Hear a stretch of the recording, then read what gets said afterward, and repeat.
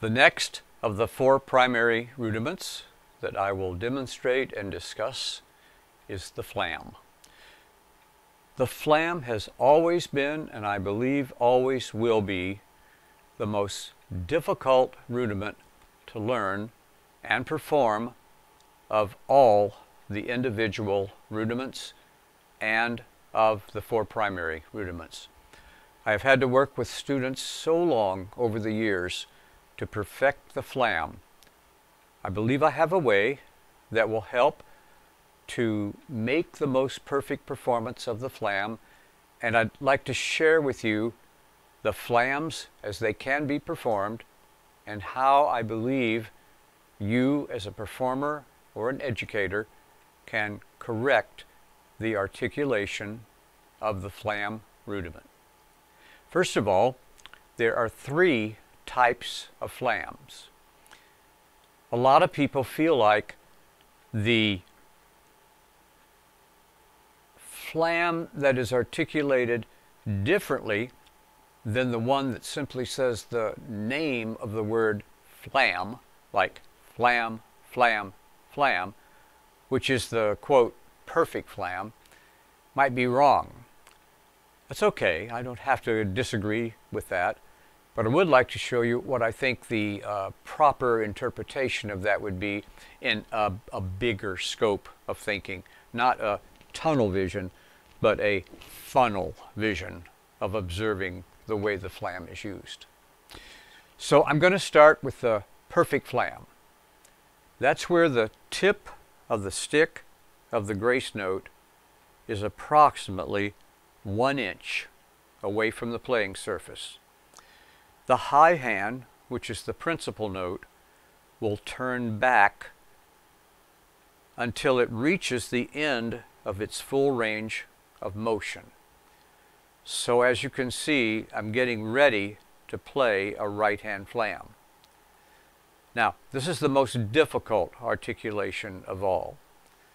When I strike the drum, the grace note will hit a split second ahead of the high hand, and the combination of these two sounds will produce, in essence, the word flam. You'll hear two separate sounds, but they'll go together just like the one word flam. Here's the demonstration of it. And as I do it, watch.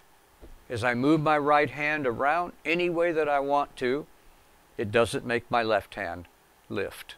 My left hand just stays down there. If I put my right hand down getting ready to play, and I lift it up from the drum, my left hand is not attached to my right hand. They're completely separate. So now I'm about to do a single right hand flam, and then I'm going to come back into the right hand position to play a second one. Notice that the grace note, after it's played, will not come up high. It'll stay there, ready to play the next tap. Here's the flam. And again. And once more. So if I do a whole series of these flams, you'll see that the articulation is exactly the same. High hand, full range of motion.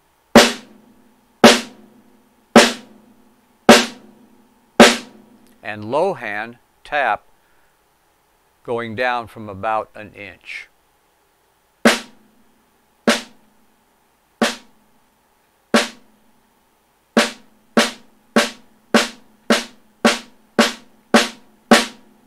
So I lift my hand, high hand articulation, and I start playing a series of right hand flams.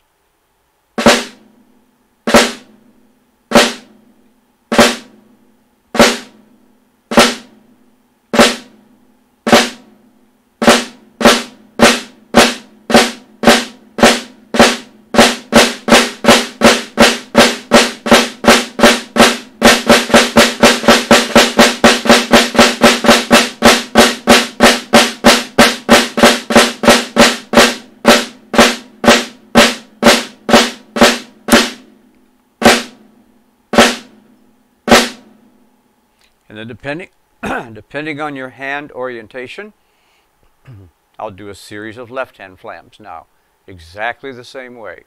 My hand down to the camera a little more, like this.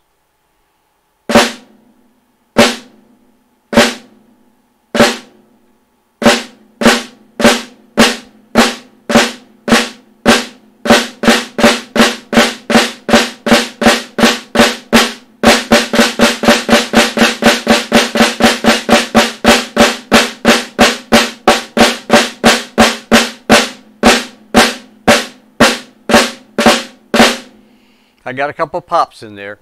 You hear a little bit of that where both hands tend to strike at the same time. It's hard to play one hand flam because you don't really ever do that.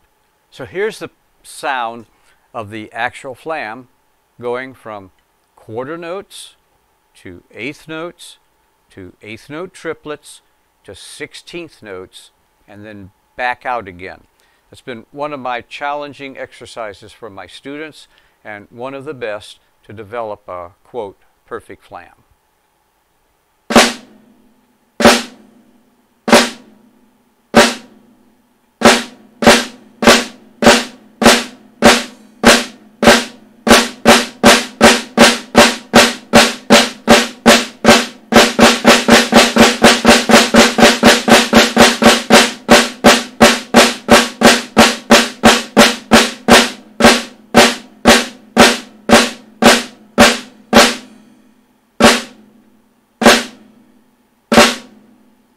So there's the perfect flam.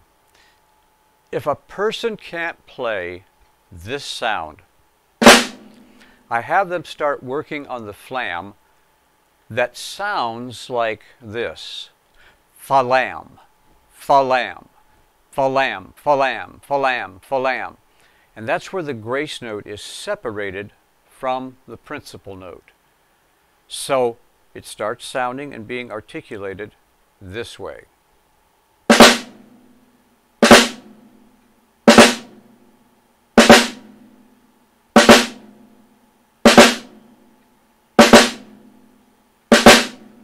The reason is, for more of a high percentage than I could even name, when a person cannot play a perfect flam, they're probably not playing the flam too open, which would mean that separation of the grace note to the principal note that I just demonstrated and described to you. They're probably playing the flam too flat, where both sticks, regardless of what the stick height angles are supposed to be, are still coming down and striking at exactly the same time. That is the universal problem playing flams. So you hear this.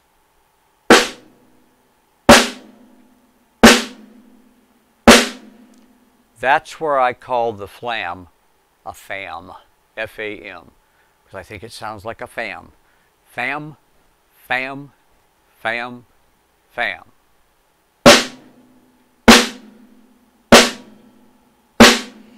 I have a little fun with my students on the flam that's a little bit too open, where it goes like this.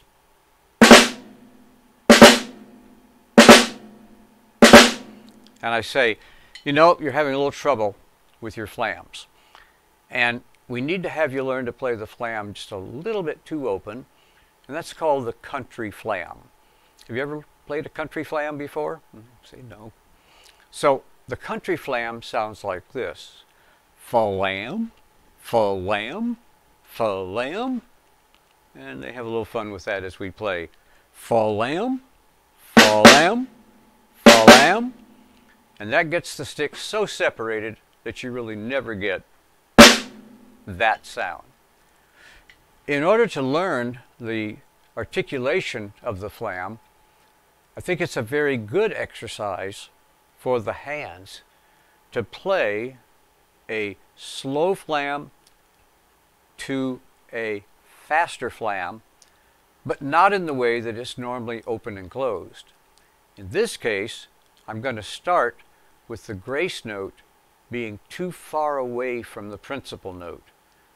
As I play it, I'll get the grace note to get closer and closer and closer to the principal note until I'm playing a perfect flam. And then as that gets going even more, I'll close the grace note in so that the sticks are actually playing a flat flam. I'll come out from the flat flam into a perfect flam, and I'll open that up into the open flam sound, where the grace note's further away from the principal note. I had one more statement, of course, to defend the fam, because it's wrong on a snare drum. It's sort of a pseudo rim shot kind of a sound. It makes you think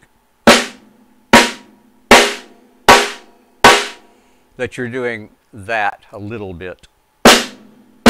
But think about it. If you strike two cymbals at exactly the same time, that's the articulation you're making when you play the, quote, fam. If you go over to orchestra bells and you strike two notes in a double stop exactly at the same time, that's going to be the fam articulation. And on it goes if you strike two timpani heads exactly at the same time, which would be very common to do. That has to be that articulation. So you've got to get your hands to be able to do that. Very often on drum set, you play the flam that's a little bit more open than you do on a regular articulation of a rudimental sound. So there's a little justification for it. Okay, so I think that pretty well covers the flam, and I'm ready to go on now to the final rudiment, which is the ruff.